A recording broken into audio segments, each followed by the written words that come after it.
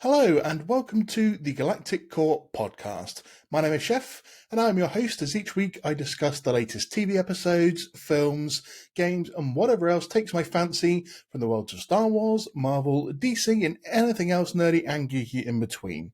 If this is the first time that you found this, then please do give us a follow on our social media pages. You'll find us on Instagram, Facebook, TikTok, YouTube, and also Twitch, where I do, not always successfully, but I do try and game a couple of times a week.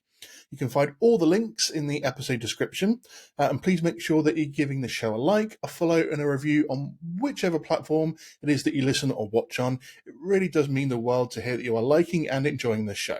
Right now, we're going to get straight into the main event, so please sit back, relax, and enjoy this week's episode.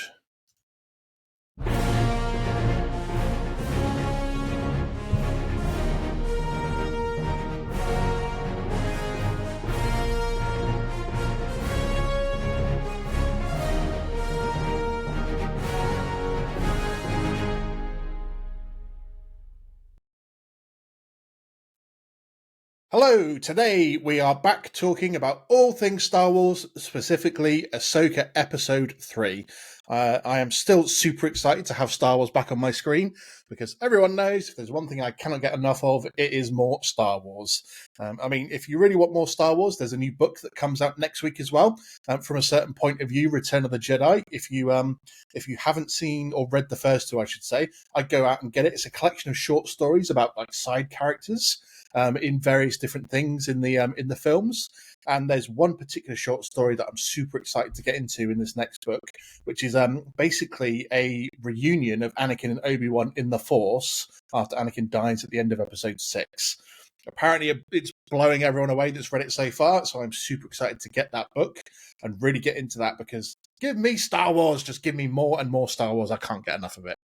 And I've got a super guest to chat with through Ahsoka's episode this week. And I was lucky enough to guest on his show last week for the opening episodes of Ahsoka, and he's been very kind to come and return the favour. He is one half of the Screened In podcast, where they chat about all things game and pop culture and anything else that suits their fancy. So please welcome to the show from the Screened In podcast, Mike Berger.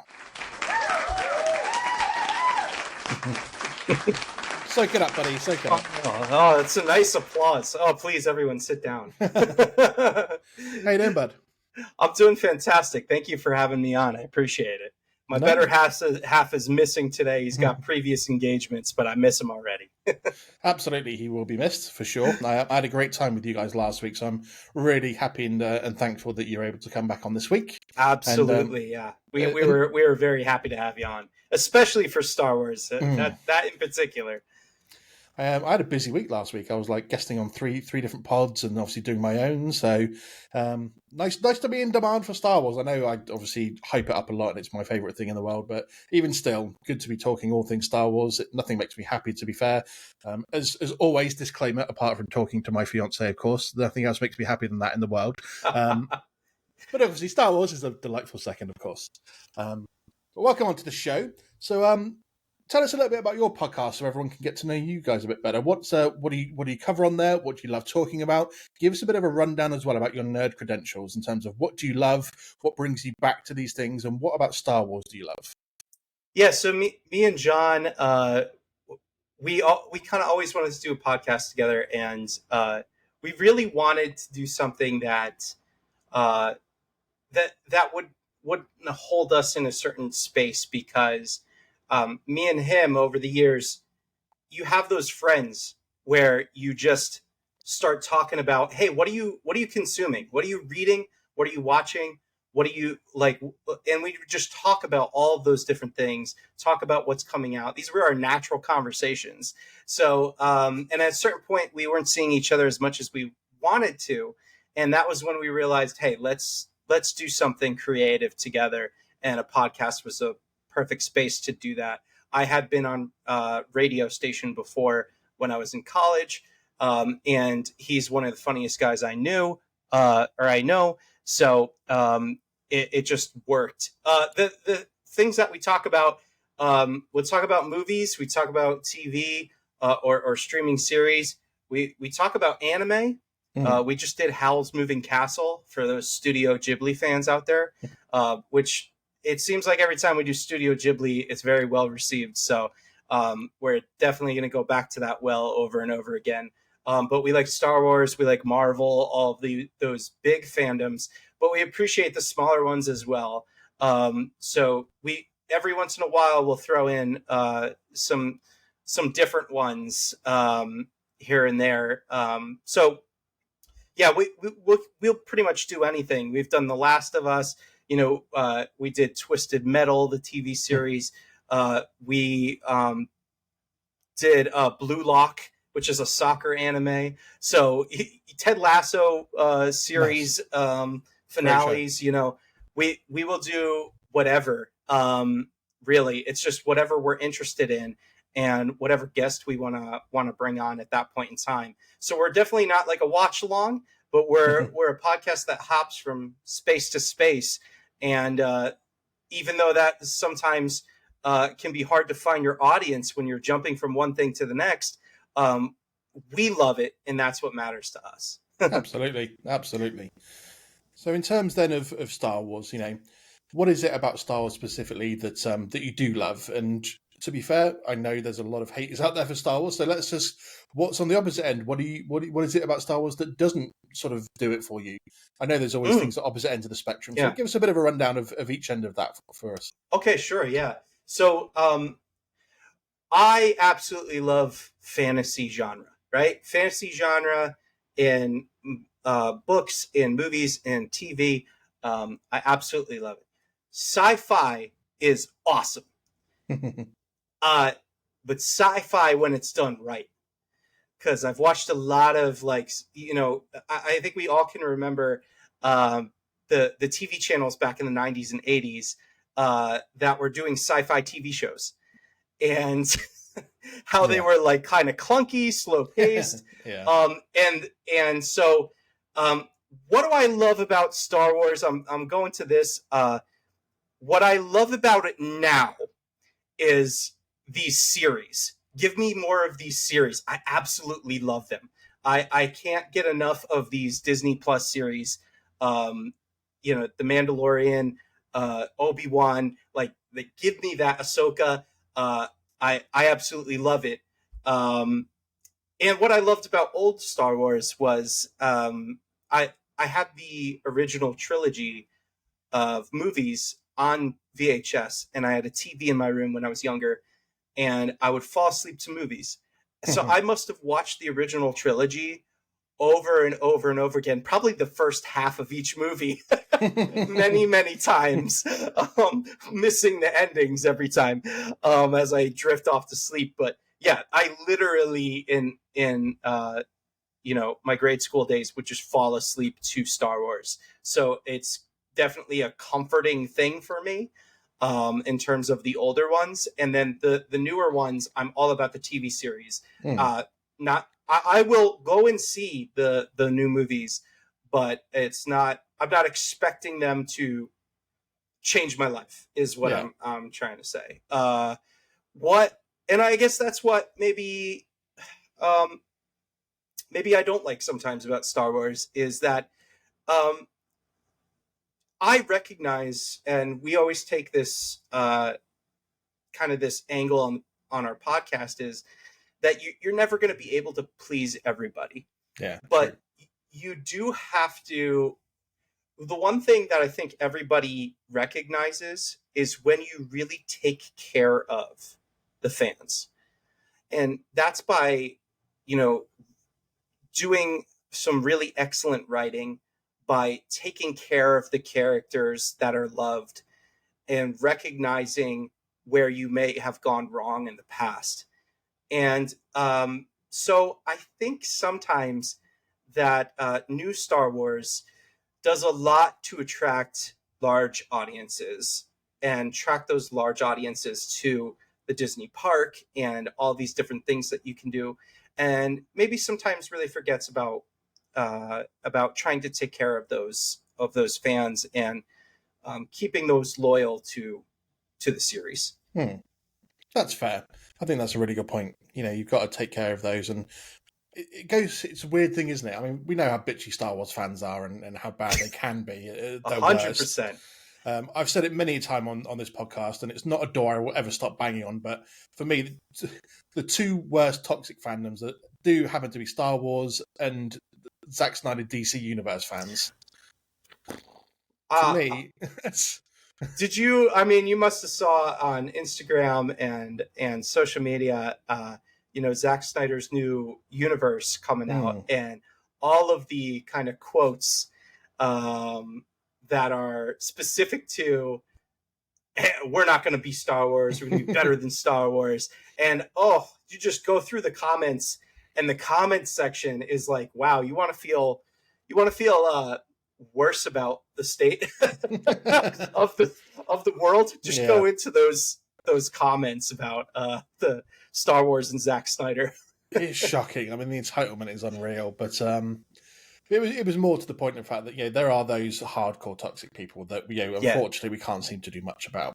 But at the same time, Star Wars is one of those ones that if they can't win sometimes, can they? Because if they don't put a lot of previous lore into it or a lot of fan service, they get criticised.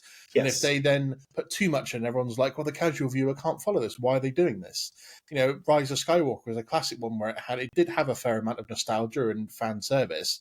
But at the same time, people were saying, if this is the end of the Skywalker saga, you needed to have had more. Where was the prequels references? Why was there not more original trilogy references? And it's like, they can't really win, unfortunately. I think I'm a Star Wars fan that I will always absorb all content they put out, no matter what it is. And first and foremost, whether I'm a podcaster, reviewer, or anything, I go as a fan first and foremost. Yeah.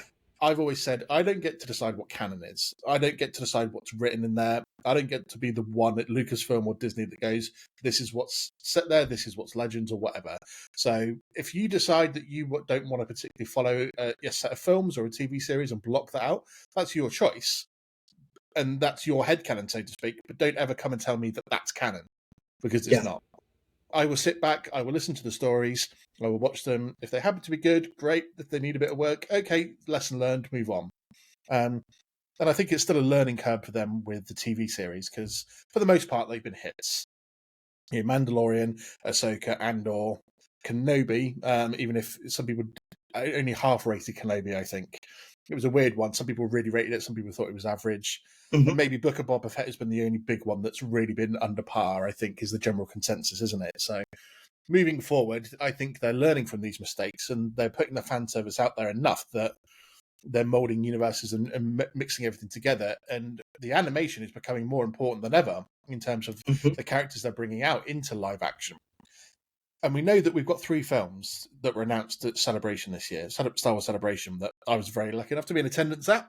That's awesome. And I know it was in the UK, first time since 2016. So I was like, I'm getting tickets. I'm freaking going. No matter what happens, I am going. You got to jump on that. Exactly. So very lucky enough to go to that. But I wanted to ask you about the 3 films that were announced. So we've got the film that's going to be set like 25,000 years in the past, and it's going to be a biblical epic about the first person that discovers the Force and uses it. We've got that film. We've got Dave Filoni's Mandoverse film, which is going to wrap up all the events of Mandalorian, Ahsoka, Book of Boba Fett into obviously their one story. And then the one that's set a little bit in the future, about 15 years after Episode 9, where it's going to be about Rey and the New Jedi Order.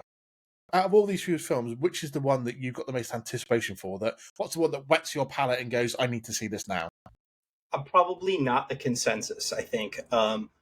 I really am excited about the idea of exploring the past.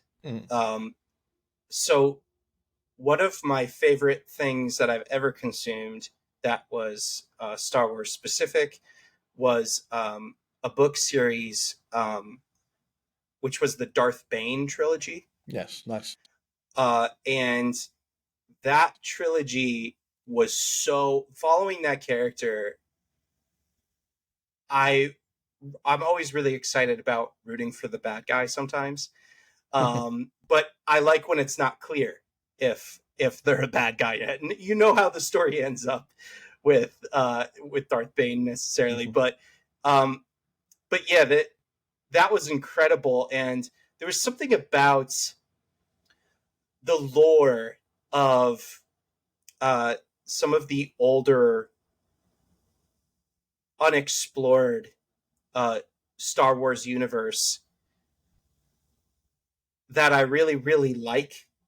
There's this Patton Oswalt joke that was in his special, I think in the early 2000s, where he's like, Patton Oswalt was saying, George Lucas, we don't really care where the things we love come from.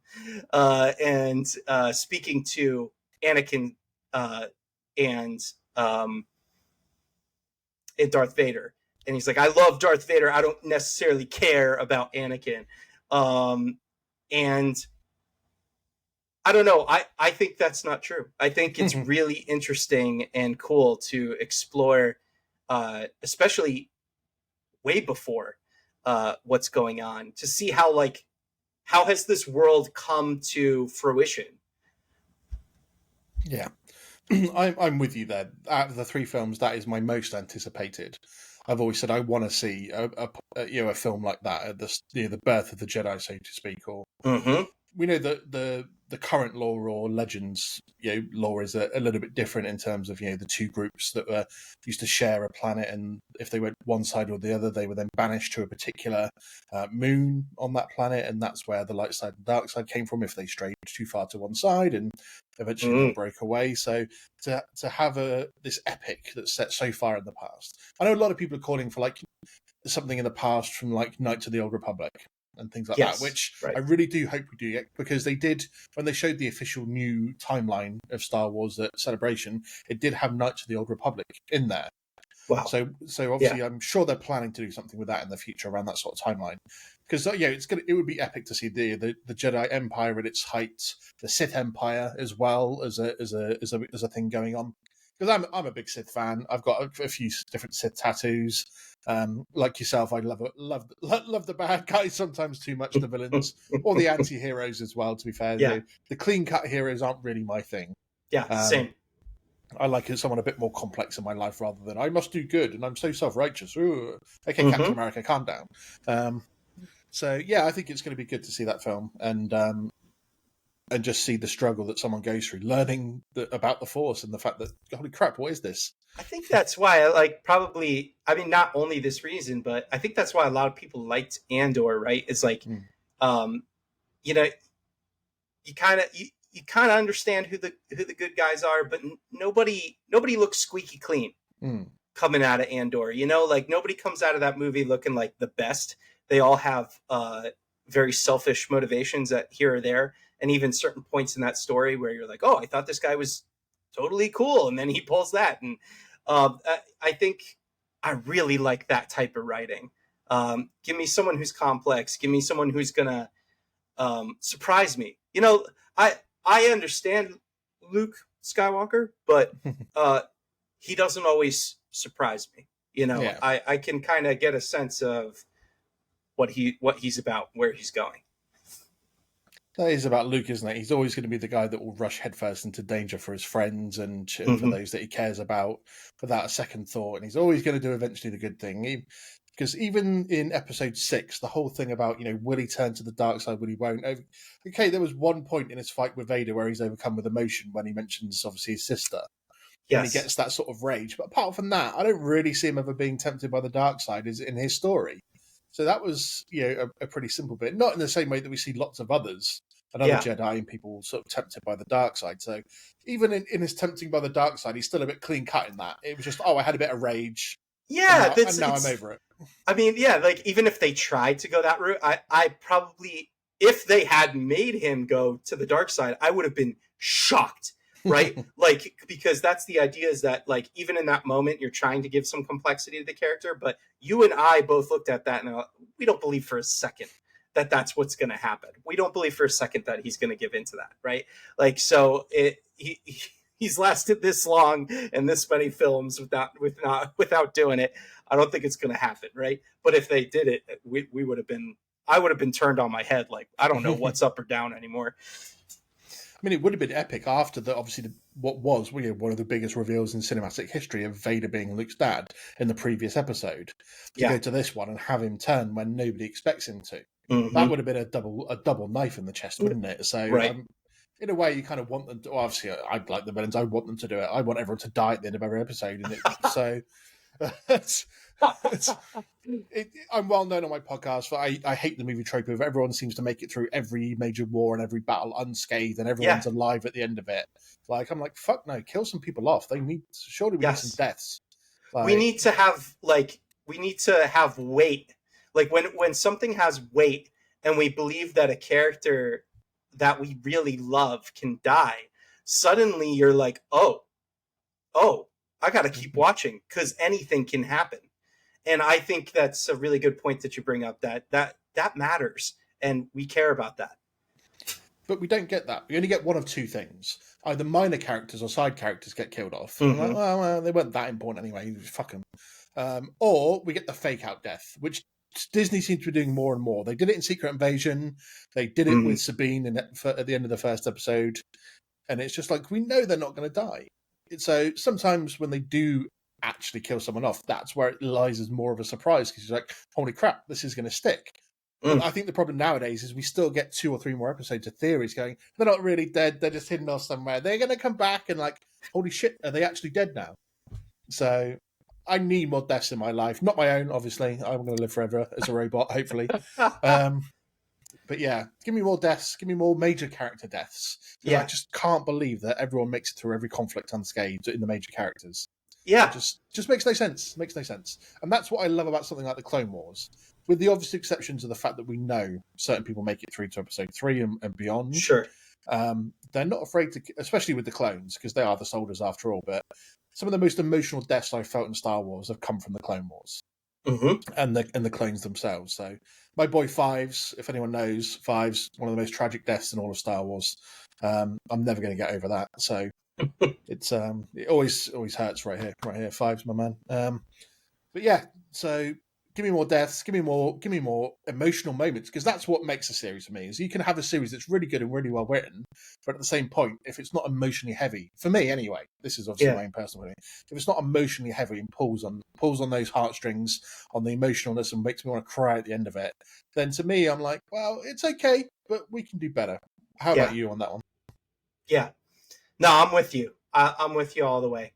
I think that it's very likely in some of these that are like some of these things that are really for a large general population, that when they establish a character and realize that they can sell toys from that character, that person's probably not going anywhere, right? Like, we're going to go back to this well, we're going to keep them around, because it's not all about uh, the story, so to speak. Although I do believe that they care about these types of things, I also recognize that they are a large corporation who are always looking out for the shareholders. So in Marvel, in Star Wars, this is probably what we get, is this type of thing. And when we do see deaths, it's probably going to happen in the TV series, or in something that's a side project versus in one of the bigger movies. I mean, I don't know how true it is, but I did read about this thing that Dave Filoni didn't really want Grogu to live beyond season 1 of The Mandalorian. He didn't believe necessarily that he fit into what they were trying to do, or that he should be a long-term character. And him and Jon Favreau went back and forth about it, and he's like, okay, we'll keep him on. And then obviously seeing the reaction he got, he became a bigger part, and they had sort of maybe planned season 2 out already, that he would disappear at the end of season 2, and then he would actually be gone. But the fan reaction to Grogu convinced Dave Filoni and gave obviously Jon Favreau the backing he needed to keep him on and make him a bigger part, because it would have made sense if he disappears at the end of season 2 and we can move on with the Mandalorian story, so to speak. Yeah. But he becomes such a fan favorite, sells so much merchandise, I'm sure. I'm sitting there with a freaking Grogu shirt on. I've got him over there as well, sitting in the corner. So yeah, I'm sure that the fan reaction plus the merchandise sales went, okay, we can keep him on. Let's not worry about getting rid of him just yet. And that's when I give these guys credit, because that's when you're like, Dave Filoni's probably so sure of himself. No, this is what needs to happen in the story for it to move forward. No, I really think that this is what works. No, I'm sticking to my guns here. And then over time, you're looking and you're like, oh man, these fans really like Grogu. Oh man, this is why they're watching. Oh, okay, how do we make this interesting, and how do I keep that in? Am I really gonna, not stick to my guns here? I give those guys credit, because it's not an easy job to make those big decisions. No, I think that's something Dave Filoni's probably learnt from George Lucas himself. Obviously, he worked together during the Clone Wars. And George didn't really give a fuck about what anyone else thought, did he? He was just like, well, I'm going to go and do this. That's such a good point. Yeah. He takes this moment where he goes up to Dave Filoni. He's like, right, so I'm going to give Anakin a Padawan. And Dave's like, what? What are you talking about? Anakin didn't have a Padawan. He's like, well, he does now because I fucking said so. And then, and then he's like, by the way, I'm also going to bring back Darth Maul, that guy that got killed in episode 1. And Dave's like, how could you do that? He's cut in half. And he's like, because I fucking said so. So George Lucas didn't give a fuck. He's just like, if I want to do this, I'm doing it. You can't stop me. I'm the creator of all this. Uh-huh. Dave's like, fair enough. I can take a lesson out of that leaf and move forward with that. Yeah. For better or for worse, man, that's you're absolutely right. And I think he got us that served him very well, is that I don't give a fuck attitude of, this is the story I want to create. And, I certainly sold the hell out of those first 3 trilogies. So who's gonna stop me? I'm making these decisions. What are you gonna do? Exactly. You can't stop me. I'm the OG. Yeah, exactly. Let's get into this week's episode then. So off to, I guess, what can be described as a rousing start last week with the 2-episode opener. I've really yet to find anyone that's really disliked those episodes. You're always going to get a mix of people that thought it was everything from decent to, the best thing Star Wars has put out recently, but I haven't really found anyone that's disliked it. Just a quick recap of last week. What did you think of those episodes? Yeah, I'm still very much into it. I still think that the third one, I actually, the only thing that struck me was, I was watching it and then suddenly it was over, and I was like, whoa! I was like, this one is shorter. And I was okay with it, because it was a good episode. But it just, like, I was waiting. I thought that I had like another 10 minutes of stuff to process, because the first 2 were a little bit more lengthy, I think. But yeah, I think episode 1 was about 50 minutes long or something. Episode 2 was about 35, and this one was about 31. Yeah. It seems to be a trope that Disney got themselves into with both their Marvel series and Star Wars, that they start off with slightly longer episodes and then it immediately goes back to short ones, and we're all sit here crying going, why the hell are we getting half-an-hour episodes? I'm not paying my subscription fee for half-an-hour episodes. Give me 45 minutes, give me an hour. So it's true. It's disappointing we are getting episodes that short, especially since these are only 6 to 8 episode long series. It's not like we're getting 10, 12, 15, or even the old school 24 episode series. So, I understand these are like, it's essentially 2 or 3 movies long series. But at the same point, it's like, come on, give us a little bit more. Surely you can squeeze out a bit more than 30 minutes. I don't know why it's only that short. Yeah, no, I was a little struck by that. But other than that, I'm still very much looking forward to, like, every Tuesday. I'm in. Tuesday for you guys in the US, bloody Wednesdays for us over here. So. Oh, okay.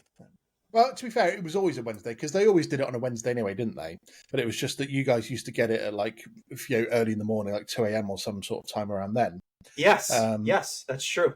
And it used to come out over here at 8 a.m. on a Wednesday. The only difference now is that they've changed it over to you guys, so you guys have it at like 6 or 9 p.m.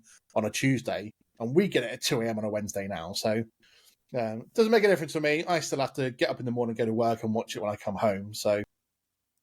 But what were your initial thoughts then for this week's episode? Well, I have to say, I personally been watching a lot of anime and a lot of other things, so I feel like I need a refresher of what actually happens before I say anything.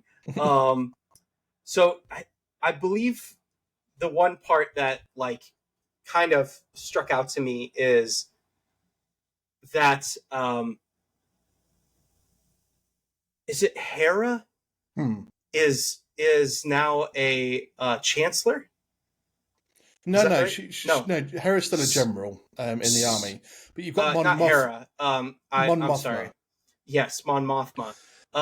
Yeah, sorry about that. So Yeah, Mon so Mothma is now a chancellor, and that threw me. But I was like, okay, yeah, that makes sense. yeah, because basically what happened is after the Empire fell and the New Republic took over, everyone wanted Leia to take over as the new leader of the New Republic. But she got outed by a rival senator about her connection to Darth Vader and that she was Darth Vader's daughter. So she felt like this wasn't the best position for her to be in. The people wouldn't like her for her connection to Vader. And she also felt like she could do more as a general with the resistance than she could do as leader of the New Republic. So she passed it over to Mon Mothma. Yeah, Mon Mothma is now the leader essentially of the New Republic. I think there were some excellent action scenes in this one too.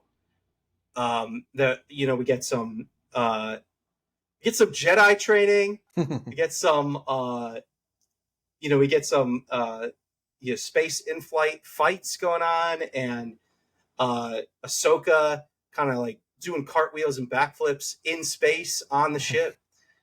I think there's a lot of action in this one that I really enjoyed. Yeah, I think it was another good overall episode. Like we said, if not a little short, but let's dive into a few specifics about particular bits. So we'll start off with just something really cool. Obviously, when Ahsoka and Sabine and Huyang arrive at the Eye of Sion that's orbiting the planet, and they obviously find out what it is, the ship gets damaged because they obviously get shot. And then we do get this bit where Ahsoka suits up in a spacesuit and goes outside and is on basically the hull of the ship, deflecting and destroying ships. It seems with her lightsabers out in space.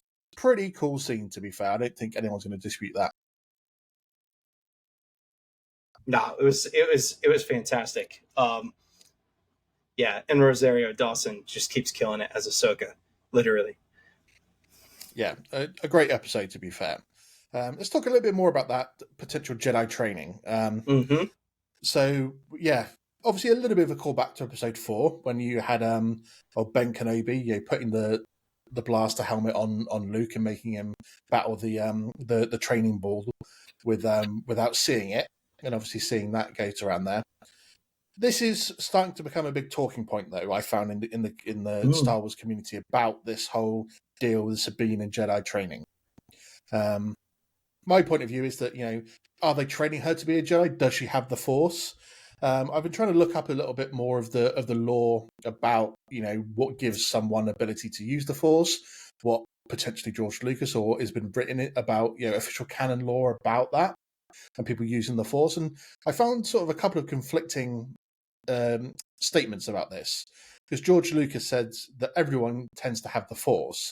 It just depends on your ability to use it and the training that you have to how well you can then master it and use it.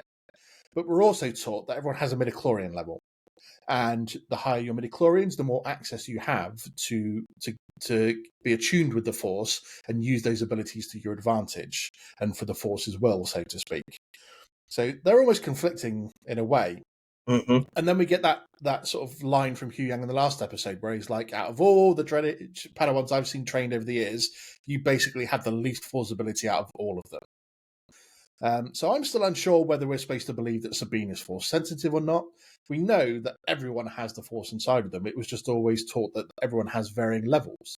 So those that are picked by the Jedi or potentially even Sith to be trained are ones that have high midichlorian counts and have the easier access to it and can become trained with it. And then everyone else just has it, but just not at an accessible level. What are your thoughts on this? I guess what is the only real controversial bit of the series so far? That's interesting. I just like the idea because you connect. I like to connect it to real life, right? It's this idea that that people might have easier access to that talent, right? Like things like our genetics play a part in whether or not you're going to be an excellent NBA player. And it could make sense in a sense that in this universe that people are coming in with different levels of ability in terms of how to more easily access that. I find it interesting, but they actually Ahsoka like said it like in the episode, right? She mentioned like, everybody has it within them, but it's just about do you have that training? But I don't even know. I don't know. Do we think that Ahsoka believes truly that she can train I Sabine? don't. I don't know. That's the It's thing hard that's to all up in tell, the air. right? Yeah, it's really hard to tell because the way that she's acting and talking to Sabine, it's like she does believe that she has the access, that she can access the Force on a level that would make her a Jedi. Mm-hmm. Which to me just doesn't seem, from what we know about, from the character in Rebels to now, it just doesn't seem to make sense. I'm sure it would have come to the forefront. She lived on a ship for years with a Jedi and his Padawan. And I Yeah, believe that if she had the ability to use the Force, it would have come out during that time. It would have been triggered with all the training they did together and the things that they went through. So I can't believe that at this point, all of a sudden, she would find the ability. If she's talking about it in the fact that she's training her just to be a better fighter, because we know that there are people out there who are really good at fighting in general and going hand to hand against each other, are really, really good. Sabine being one of those. We've seen her use lightsabers in the past and defeat other non-lightsaber users. mm-hmm. There's one thing episode 1 of this show taught us, is that when a non-Force user, if we're still calling her that, goes up against a Force user with a lightsaber, they still get their ass whooped. Yeah, They just don't really sit on the same level. So if Ahsoka's training her to be better attuned to her surroundings, and that little bit of Force that she may have in her as a general person in the universe, if she's trying to get her to access that, to be more attuned, be more aware, be more receptive and intuitive with everything going on around her, then that's fair. I accept that. I guess I'm not a fan of the fact that if they're like, she has the ability with training and discipline to yeah, be able to bring out Jedi levels of Force ability within herself, and that anyone can do yeah, that. If anyone can do that, and I know she says not everyone has. She literally says to her, not everyone has the ability or the discipline to be able to right. quiet their mind to listen to it and access that. But at the same point, if everyone has the ability to just train properly and bring out that level of Force ability in them, the Jedi and Force users kind of lose their aura. Is how I feel about it, anyway. Yeah, I think what I was trying to say before, connecting it back to this universe and the universe that we're in, is that like there's coaches and there's people that look out into like athletes, and they look at kids and they say that kid has it, like whatever it is, let's train that kid, right? And that's the Jedi, right? The Jedi are like, hey, this person over here on this planet, Hmm. like they have it, whatever it is, they got it, right? Yeah. But if I'm maybe this is controversial of me to say, but I'd be okay with Sabine being granted access to that as long as that journey is long and arduous, right? So if Luke Skywalker can pick it up in however long he picks it up, she needs to do it in 3 times the amount of time. Right, like this, if we're to believe that there are people who have easy access to the Force, and you want to give me an awesome story about someone who didn't have access to the Force and is eventually trained in it, it better not happen in this series. It better happen years later, where we're reconnecting with this character and they've been through this long and arduous process of trying to connect with that, and still they struggle to really to use it. I'd be okay with that story, but I wouldn't be okay with if suddenly, boom, she's got access to it. That cup is in her hand by the end of this series. I'd be a little bit, I don't know. I can get on board with that, because when I sat down watching it last night, I think I said to my partner, I was like, if she moves that cup, I'm going to freaking riot. I'm like, if that cup fucking moves right now, I was not going to be happy. Like, I I'm agree. laughing because I was thinking the same thing to me myself. Yeah, Like, I agree with you. Yeah, if she's going to do it, then it has to be a proper journey. She can't just restart this training that she gave up years ago with Ahsoka or whatever, and restart it. And all of a sudden, given her current situation, the stress brings it out of her, and she accesses it all of a sudden because she's passionate about what's going on and whatever. So yeah, it is one of those things that we've seen gifted, Force users. It even took Ezra a bit of time in Rebels to really get a hold on some of the things, like even something simple that we see probably come around a lot for early Force users or early in their years is like something like a Force push. That it took Ezra an awful lot of an emotional situation and stress to bring that out, but he could do that. So yeah, if she's going to have it, okay, maybe at some point I'll swing my temperament round to accept it, but it's got to be a journey. Yeah, I agree with that. If it's done by the end of the series and she's like, a lower level Jedi by the end of this, I don't think I'm going to be too happy. I think it would be something that would disappoint a lot of people. I think there's other ways to give this character, a proper hero's journey by the end of the series, and even potentially letting her have access to that later on. But I don't think that is the character's hero's journey. I think the hero's journey for this character is she fails at continually trying to access this force, but then she realizes she doesn't need it, or she realizes she has access to maybe her Mandalorian ancestry is something she reconnects with, and that brings her purpose or a sense of fulfillment by the end of the series. I don't know. Yeah, I think that's a fair point again as well. I mean, like Hu Yang said, there are so few Jedi Mandalorians throughout history, and so for another one to pop up would be exciting. But at the same time, I don't think Sabine's the right character to fit that right now. Technically, we've got Grogu, Mandalorian Grogu, or Din Grogu, I suppose, to give him his proper name now.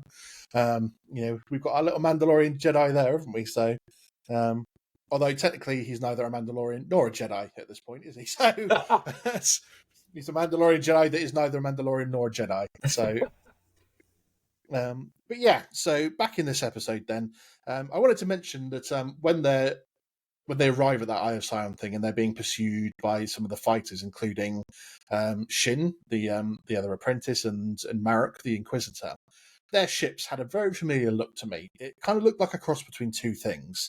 In both the Clone Wars and in Episode 3, when we see the Magma Guards and General Grievous's ship, very briefly, although we do see it. And also, it kind of looked a bit like a pod racers. In a way, kind of like the bits of the ship I just looked at it and went, that looks like a design of a pod racer to me. As soon as you said pod racer, I instantly agreed with that. It just has that feel of a pod racing type ship, doesn't it? So I thought that was quite cool. Whether they designed that deliberately or not, who knows? But I thought that was very cool. What are you thinking? There's been a lot of theories obviously thrown around the last couple of weeks about who this particular Inquisitor is. All we know technically is that his name's Marek. He's a former, the last of the Inquisitors that have been around, and he's now a mercenary, much like Balin and Shinar. They're mercenaries for hire. A lot of theories going around about who he really is underneath that mask. And obviously there's two big theories that have been going around. I think one's getting shot down by a lot of people, and one is still up for debate. The first one is that underneath that mask is actually Ezra. And the second one being that it's Starkiller. Because Sam Witwer keeps being named as a voice actor in these episodes, but we're not seeing him on screen. And so some people are saying, is this a version of Starkiller? Because anyone that knows Starkiller from the Force Unleashed games of the late 2000s and 2010s knows that this character was OP, like super OP, as Vader's secret apprentice. So we couldn't have that version of Starkiller in this universe because he would be one of the strongest people ever. But a dulled down version of Starkiller that this could be. What are your thoughts on those two theories? I hadn't heard the second theory, and that just kind of blew my mind a little bit. That is awesome. Yeah, that I'm hearing what you're putting down though in the idea that specific character is really strong, right? So, but I think they'd be okay with still using that. I don't think they care necessarily the levels of power. Some fans would get upset, but I could still see them doing it. But yeah, so I mean, so Paul Darnell, is that the actor who's behind the mask right now, or voicing the character? Because that's who I'm seeing on IMDb. And the only thought that's coming to my mind is if they're using that person when he takes the helmet off, I could see it being Ezra. I mean, if it's Ezra, then the guy that's playing Ezra we already know who that is. I can't remember his name off the top of my head. Okay. But he's already been cast, and Okay. because we saw him obviously in the hologram with Sabine in episode 1. So if it at this point, who they're using under the mask, we don't know. If it's just that poor guy, sorry, I can't remember his name. I would imagine he's just like a stunt actor at this moment in time. He's just a stand-in for under the helmet. Because I said Sam Witwer gets getting named in the credits as a voice actor, but there isn't like a recurring alien, so to speak, unless they're just using him for random voices for the hell of it, which seems a bit pointless.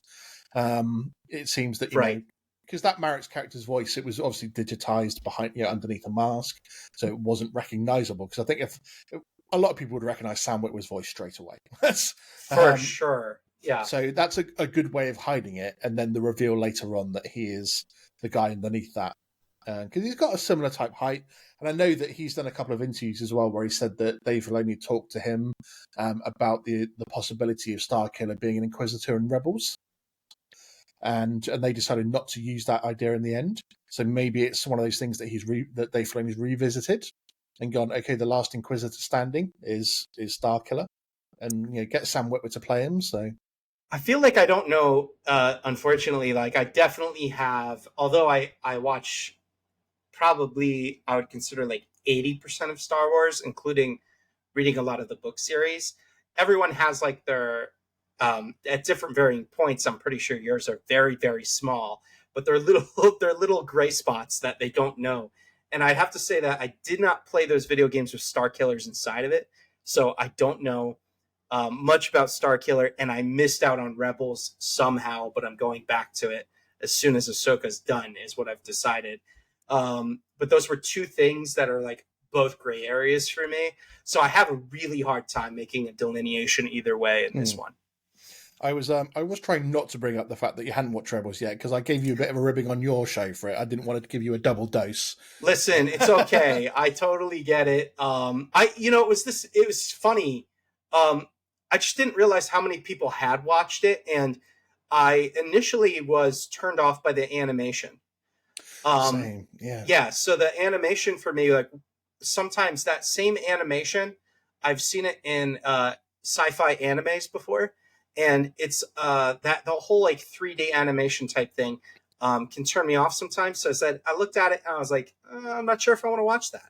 And it turns out that it was actually really important for some of the stories that are popping up, and especially for the Ahsoka series. And now I'm kicking myself that I didn't watch it.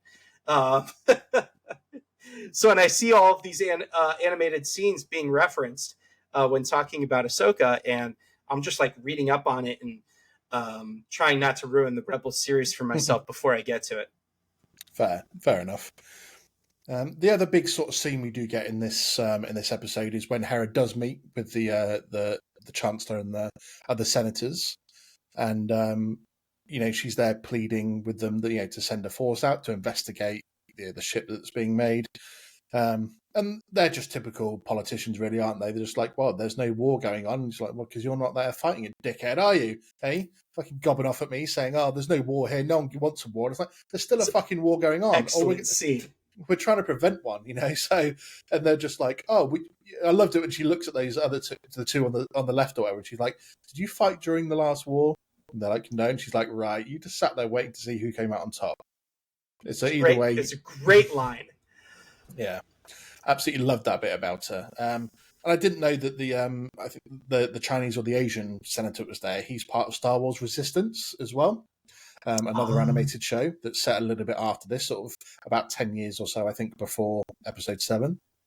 I have to admit, I think the only Star Wars show I've not watched was Resistance, because I think it was a bit too much for the kids. So I haven't actually got round to it yet, but I'm still a little bit familiar with the character, so I know that he did come from that. Mm-hmm. But then obviously we see Hera getting passionate about the fact that, they're accusing her as well of the fact that she's masking the whole hunt for Thrawn as a hunt for Ezra as well. And they're all like, they've been gone 10 years. They're definitely dead. She's like, nope, they're definitely not. And so to me, it was just a typical thing between, a military person and politicians. It was a very classical battle between the two. Yeah. One doesn't believe anything, and they're like, we're comfortable in our senatorial rooms on wherever we are, and one leader going, look, this shit is real. You need to pay attention to it. Almost gave me the same vibes of. Did you ever play Mass Effect? Absolutely. Yeah. So Shepard and the Council. That's what this scene gave me vibes of. Yeah. Oh, that's a great reference. Oh, it's so good. It's so good. And you're giving me Mass Effect. I'm on the heel. I'm so close to playing Starfield right now. Oh. It releases tonight, 8 p.m. at my time, and I have the premium edition. So I'm hitting it a week before it comes out in the standard. Because I can't. This is me, man. I love Mass Effect, Starfield. I love those types of games. RPGs in space are lovely. Yeah, I'm a huge Mass Effect fan. So, but that's the vibes it gave me. Yeah, Shepard versus the Council, Mass Effect. Hera versus the Chancellor and Senators in Star Wars. That's the vibes it was giving me. In the end, without obviously any sort of doubt that it was going to go that way, the Senators were like, no, we're not going to give you a force to send out there. What there was a cool bit in part of this scene as well, just before she goes in to talk to them, is we get to see little Jason Syndulla, her son. We didn't obviously see him in Rebels because she was only pregnant at the very, very end, after Kanan had passed away, so we don't really get to see him before. This is the first time we've ever really properly seen him on screen.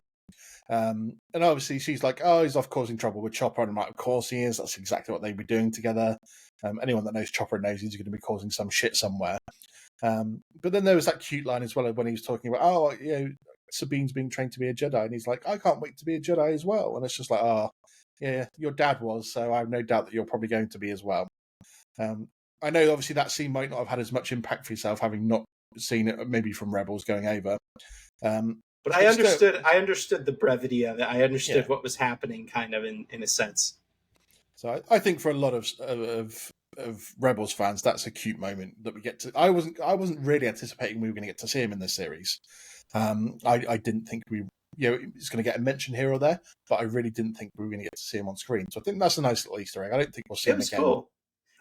I also want to know too, and this brings up some awkward questions, but in the Star Wars universe, but I want to know what happens when an alien species and another species, what happens with genetics? Because Jason does not look like Hera. It's an interesting one because from what I remember of seeing things of interspecies relations and stuff, especially Twi'leks, is that if it's a boy, it tends to come out more human, although still not always the case. And if they're girls, they tend to come out more Twi'lek, although for the most part, that is always the case. What I'm also referencing is in the Clone Wars, there was a clone deserter that left after the original Battle of Geonosis at the end of Episode 2, and he sort of ran off and deserted, and he met this Twi'lek, and they built a life together, and they had 2 kids together. But one was a girl and one was a boy, but they both came out like Twi'leks. They weren't really. They had a couple of the features, facial features of the grown clone, but they weren't human really. They still had green or bluish type skin. They had the head trails. So, and then he said you see Jason here, and he's not got a trace of Twi'lek in him. Yeah, no dark skin tone, no head trails. He's human completely. I was totally confused. I was like, oh, interesting. All right. So that is actually, in my messed up head, that was what I was focused on. Was that's her son? It's again something that gave me reference back to Mass Effect, and the fact that for some reason the name of the species escapes me right now, but the blue species like Liara and the others, and the fact that they don't physically mate, so to speak, in terms of to produce offspring. They do it through their mind melding type thing, right? But other species mind meld with them to produce and get them pregnant, so to speak, but they still come out looking like them.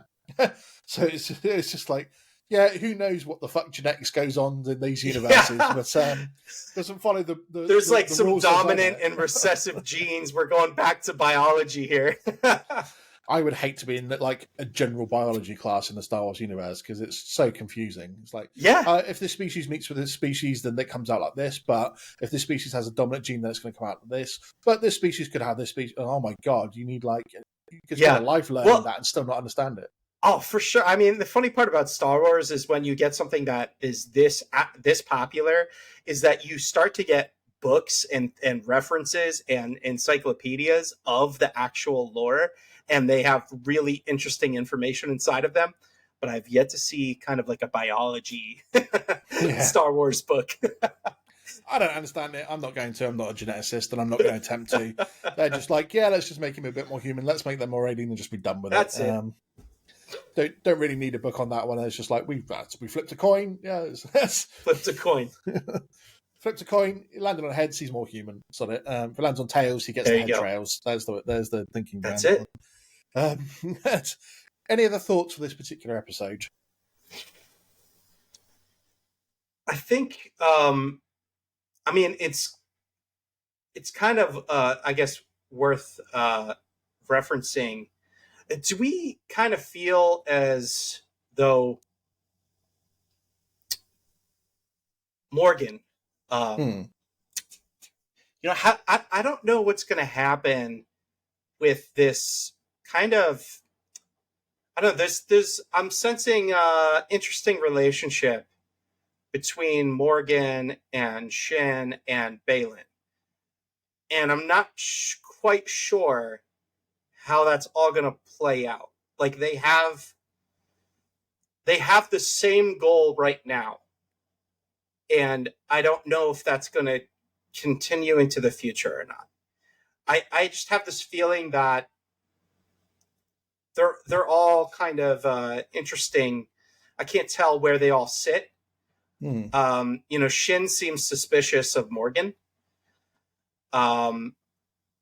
So I don't know. Do you have any thoughts on that? I don't know. I have a bad feeling about this. I do get the feeling that I always pegged it that Thrawn would come back and kill Morgan in this series. That's always been my prediction. For whatever reason, she fails a task, and he's just like, you know what, you may have brought me back, but fuck you, boom. Yeah. But the vibe I'm getting between Shin and Morgan is that Shin maybe have enough with her at some point, and maybe turns and kills her. Because I can't remember if we talked about it last week, but when I was on your show, but obviously where Balin sits in terms of where he ends up at the end of the series, because as we know, Ray Stevenson, R.I.P., bless his soul, passed away, so it's not like he's going to be able to return. So if his character is to die somewhere in the series, I think we talked about maybe that he ends up dying trying to save Ahsoka somehow, because he seems a bit reluctant to kill Jedi, because he's like, it's a shame, you know, there's not many Jedi left, I don't really want to have to kill her. But he's still doing his duty, but maybe he turns back to his Jedi sort of ways of thinking at some point and either saves her or sacrifices himself to save her. And then Shin, without Balin there to mentor her still, decides to turn on those around her and maybe kills Morgan as a result of that. There is an interesting dynamic between them that seems to be building up in the fact that Morgan seems to kind of look down on Shin a little bit. Yeah. And doesn't see her worthy, perhaps, in the same respect that she's giving to Balin. So yeah, it's definitely one to keep an eye on moving forward. I think the only other thing I can think of is the Purgle. Exactly. Yeah. That was so cool. I just really didn't expect it, to be honest with you. But seeing them and like how they animated it and everything, it was awesome. I had chills a little bit. Proper live really action cool. Purgle. Because the only other time we saw that, we get to see them in Rebels, but the only other live action one we've seen, so to speak, was at the very start of the Kenobi series. There's one that died and landed in the desert, or whatever, and they're going out there to chop it up and farm it. And even then, it looked a bit more like the animated versions than these. These looked like proper whales, like in space, in the clouds. Not only that, they looked fucking massive. Yeah. Like some of the ones we do see in Rebels are smaller ones or medium-sized ones, and like Ezra gets to fucking surf them. Like he just stands on top of them surfing. These ones looked fucking massive. Yeah. They look like bigger than the fucking blue whales we get over here. So Yeah. but absolutely amazing, yeah. Because we saw a glimpse of one of them in the cloud in like last week's episode. That Balin looking up at the clouds, so it wasn't really a clear view. But yeah, to see them, this is the last thing I was going to mention about the episode. Is great to see the Pergil. There's So obviously cool. even more of a connection when they've worked out that, you know, this is probably where at the end of Rebels, when Thrawn gets taken away with Ezra by the Pergil, this is probably the planet they end up to, because there's a secret route, so to speak, that the Pergils take to go from here to another galaxy. So this is probably the route that they've gone, which is why also we have this mysterious star map that's able to plot the route from here to the other galaxy. And they're obviously using this massive ship that Hu Yang managed to scan and decipher the fact that it's got the ability to potentially travel between the galaxies along these secret routes. So the story's all coming together. Some good connections there. Wow. Absolutely. So any predictions for the rest of this series? Predictions. I really don't have any, and I haven't even been thinking too much about them. And I think previously, for a lot of Star Wars stuff, I think in the middle there, I was always trying to come up with my own theories, or look at like, okay, this I think this is going to happen. And with a lot of these TV series, my they're doing a good job of suspending my disbelief, in that, like, I'm just sitting there watching and enjoying it. And when I come out of it, that's when the wheels start turning. But I actually don't have a lot of predictions on how this is going to move forward. I'm really interested to see the return of Thrawn and how that happens. And I'm just kind of like, I'm a little antsy, a little anxious about that. So I'm like, I don't know. I'm really excited for that, and I'm a little nervous, if I'm being totally honest. Well, my guest last week pointed out that the smart money was on Thrawn being back in episode 5. And the reason for this is he looked through the list of directors for the series. Dave Filoni directs episode 1, and he also directs episode 5. So the smart money on the first time we get to see a live action Thrawn is going to be when the man himself gets to direct the episode, because he's like, I brought this character back into canon from Legends.